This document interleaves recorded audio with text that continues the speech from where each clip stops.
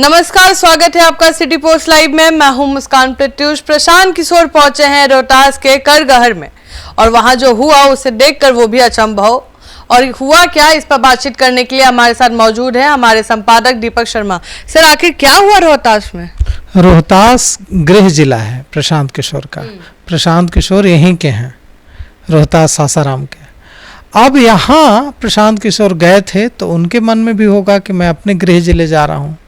तो करगहर प्रखंड में, रोहतास के करगहर प्रखंड में आज उनका कार्यक्रम था। बिहार बदलाव यात्रा के क्रम में उन्हें करगहर जाना था।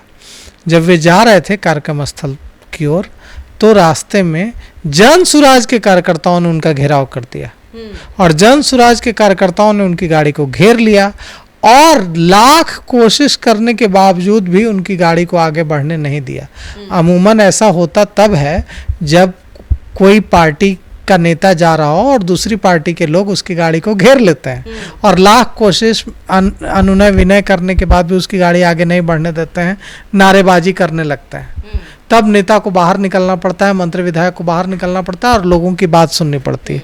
यहाँ मामला एकदम उल्टा था।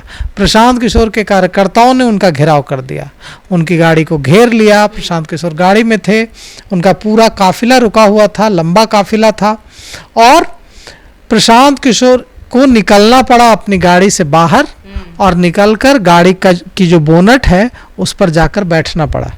एक एक कार्यकर्ताओं से हाथ मिलाना पड़ा, उनके फूल मालाओं को स्वीकार करना पड़ा और उसके बाद जब कार्यकर्ताओं ने मन भर उनका स्वागत कर लिया तो उन्हें आगे बढ़ने की अनुमति। सेल्फी लेने के बाद संतुष्ट? सेल्फी लेने, स्वागत करने, फूल माला बरसाने, क्रेन से उन पर फूलों की बारिश कराने के बाद कार्यकर्ताओं ने कहा कि अब आपको जहां जाना है जाइए। प्रशांत किशोर की खुशी देखते बन रही थी। उन्हें लग रहा था कि उन्हें भी उम्मीद नहीं थी कि उन्होंने जो कोशिश की है उसका इस तरह से जन समर्थन उनको मिलेगा। तो सवाल एक बड़ा है कि अमिताभ बच्चन और कोई भी सिने अभिनेता जब यह बड़ा क्रिकेटर जब कहीं जाता था तो इस तरह की चीज़ें होती थी।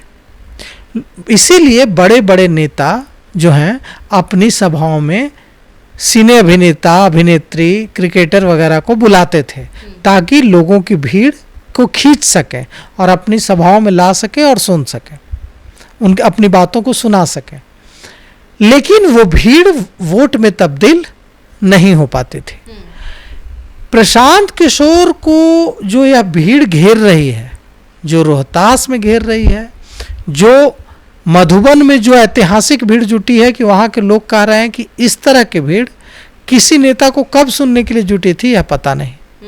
तो ऐसे में यह भीड़ क्या यह जो उनको सुनने के लिए जो भीड़ जुट रही है यह वोट में तब्दील होगी? यह इसका फायदा प्रशांत किशोर तो चुनाव नहीं लड़ेंगे 243 सीट से। ऐसा तो नहीं होगा कि प्रशांत किशोर 243 सीटों से नामांकन कर दें। हाँ, 243 सीटों से नामांकन कर दें, हर सीट पर वही प्रत्याशी हों, मधुबन में भी वही लड़ेंगे, दरभंगा में भी वही लड़ेंगे और रोहतास के कनगहर में भी वही लड़ेंगे। ये तो पॉसिबल नहीं है। तो लड़ेगा तो उनका जनसुराज का प्रत्याशी। तो क्या जनसुराज के प्रत्याशियों को वह प्यार, वह समर्थन प्रशांत किशोर ट्रांसफर करा पाएंगे जो उन्हें मिल रहा है जनता से? यह एक बड़ा चैलेंज यहां से खड़ा होता है प्रशांत किशोर के लिए।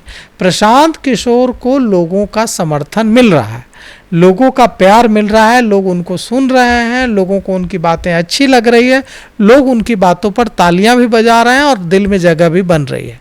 लेकिन प्रशांत किशोर, बड़ा सवाल यह है कि प्रशांत किशोर की पार्टी नहीं है। इनके ये कह रहे हैं कि हम दूसरे दलों से आने वाले जो नेता हैं, जो दल बदलू हैं, जिन्हें टिकट नहीं मिला तो वे जनसुराज में आ जाएंगे, वैसे नेताओं को टिकट देंगे नहीं।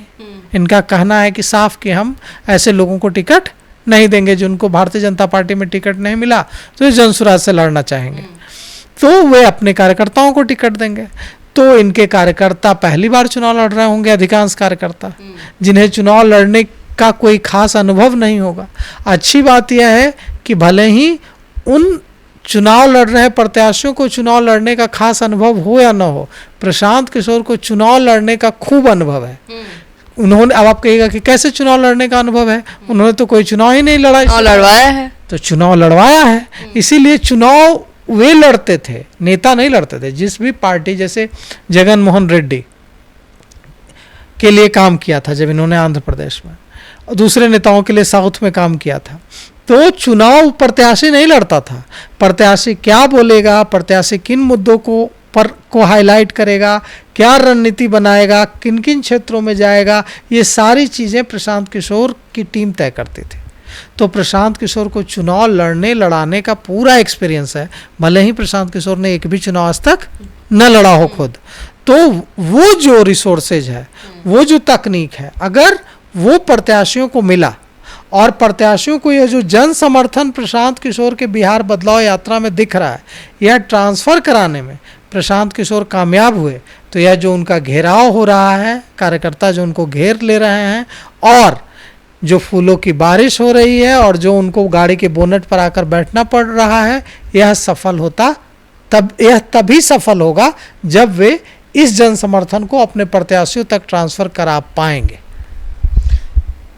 अहम सवाल एक ये आ रहा है कि आपको क्या लग रहा है, जैसा रैली है, क्योंकि लोग अक्सर हर रैली में जाते हैं, ऐसा नहीं है ये राजद में नहीं जाएंगे या भाजपा, हर रैली में जाते हैं, क्या जन सुराज अभी जनता के बीच में वो जगह बना पाएगी आने वाले चुनाव में? नहीं जाते हैं। आप जिस समय की बात कर रहे हैं ना, वो समय चला गया। आज सबके पास मोबाइल है, किसी के पास कोई काम नहीं होता है ना, तो वो इंस्टाग्राम खोल लेता है, यूट्यूब खोल लेता है, रील्स देखता है, वीडियो देखता है, क्रिकेट देखता है, बहुत काम है। मोबाइल है अगर किसी के हाथ में तो उसके पास बहुत रोजगार है। अब वो समय नहीं है कि लोगों के पास खाली समय है तो ठीक है चलो चल के सुन लेते हैं, सबके पास मोबाइल है। अगर आज के समय में कोई किसी को तभी सुनने जाएगा जब उससे उसको उम्मीद बंधेगी। और प्रशांत किशोर, देखिए प्रशांत किशोर ने अब जो स्टैंड लिया है वो बात लोगों के दिलों तक पहुंच रही है। प्रशांत किशोर ने क्या स्टैंड लिया है? प्रशांत किशोर ने स्टैंड लिया है कि आपको जो सरकार ने 400 रुपये से 1100 रुपये दिया, ये तो बिना सरकार में आए प्रशांत किशोर ने करा दिया। अब देखिए किया किसने? नीतीश कुमार की सरकार ने। लेकिन लोगों को यह बात, लोगों के दिल तक पहुंच रही है कि प्रशांत किशोर पिछले कई महीनों से बिहार में यह कहते हुए घूम रहे थे कि 400 रुपये में किसी व्यक्ति का क्या भला हो जाएगा। सरकार विधवाओं को 400 रुपये देती है, दिव्यांगजनों को 400 रुपये देती है, वृद्धों को 400 रुपये देती है। 400 रुपये में तो चाय न पी पाए कोई पूरे महीने, तो वो क्या अपना भोजन का इंतजाम कैसे करेगा 400 रुपये में? यह कम से कम 2000 रुपये होना चाहिए। और 3 महीने 4 महीने 6 महीने से प्रशांत किशोर ये घूम रहे थे कहते हुए। क्या हुआ? सरकार ने उसको बढ़ा के 1100 कर दिया। अब प्रशांत किशोर कह रहे हैं कि देखिए हम बिना सरकार में आए आपका काम कराने लगे हैं। प्रशांत किशोर हर सभा में जाकर पूछ रहे थे, कल्याण बिघा भी गए थे यही पूछने कि सरकार, नालंदा के कल्याण बिघा जो नीतीश कुमार का गांव है, वहाँ भी प्रशांत किशोर यही पूछने गए थे कि सरकार ने एक जातिगत जनगणना कराई थी। उस जनगणना में यह आया था कि बिहार के 94 लाख परिवार बेहद गरीब हैं, उन्हें तत्काल 2 लाख रुपए की आर्थिक सहायता मिलनी चाहिए। क्या आप लोगों को 2 लाख रुपया मिला? हाथ उठाइए। कोई किसी को नहीं मिला था, कोई हाथ नहीं उठाता था। आज मुख्यमंत्री नीतीश कुमार ने अपने अधिकारियों को साफ निर्देश दे दिया है कि वो जो 2 लाख रुपए देने का वादा सरकार ने किया था, वो 2 लाख रुपए तुरंत 94 लाख परिवारों को दिए जाएं। आप सोचिए कि अब प्रशांत किशोर ने जब लोगों को यह कहना शुरू किया है कि देखिए यह सरकार तो नहीं दे रही थी, हमने दिलवा दिया, मतलब बिना सरकार में आए हमने आपका काम करवाना शुरू कर दिया है।